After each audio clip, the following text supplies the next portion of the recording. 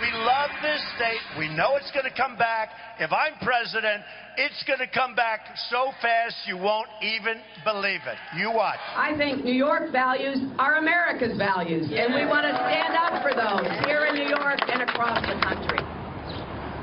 Donald Trump and Hillary Clinton, two New Yorkers, one born here, the other who made her electoral fortunes here, return home today as presidential frontrunners as voters hit the polls today. Is the establishment forgetting that every vote counts, Peter Johnson Jr.? Well, yeah, they have, and that's the way it is. That's the way it's going to be. Your vote in these primaries is an apparition, meaning that it disappears quite quickly. So you say, I'm for Donald Trump, but the delegate's going to basically vote, depending on the state, once for Donald Trump. Right. And then the party bosses who appointed them as delegates, then they're going to have their say. That's if there's a second ballot. So a lot of votes count.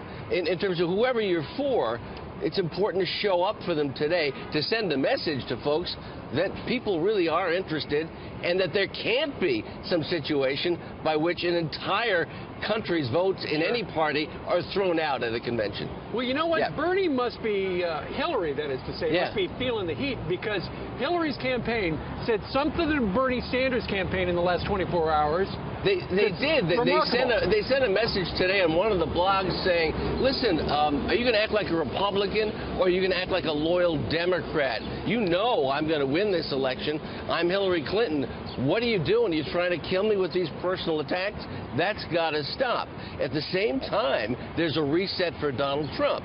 There's a new team in place, supplementing the team that's already been there and already been successful, so they can win the convention delegates.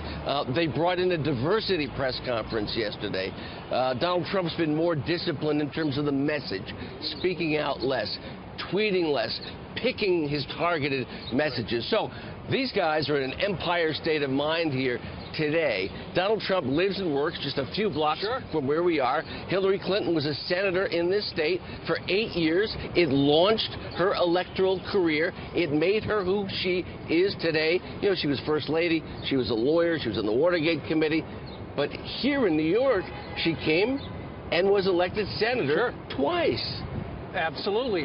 But unfortunately for her, right now, the Bernie millennials are, you know, he had a rally in Brooklyn a couple of days ago. 28,000 people showed up, the biggest one of the There is an excitement, and I'm going to go to the polls later today and see what's going on. But, you know, Bernie Sanders had a walk along 6th Avenue here yesterday for about 10 or 15 blocks. He went to an Evergreen Diner. He was mobbed by people, and it wasn't announced. They saw him, and they said, Bernie, Bernie, Bernie. And so there's an excitement in New York State today. There's anticipation on both sides.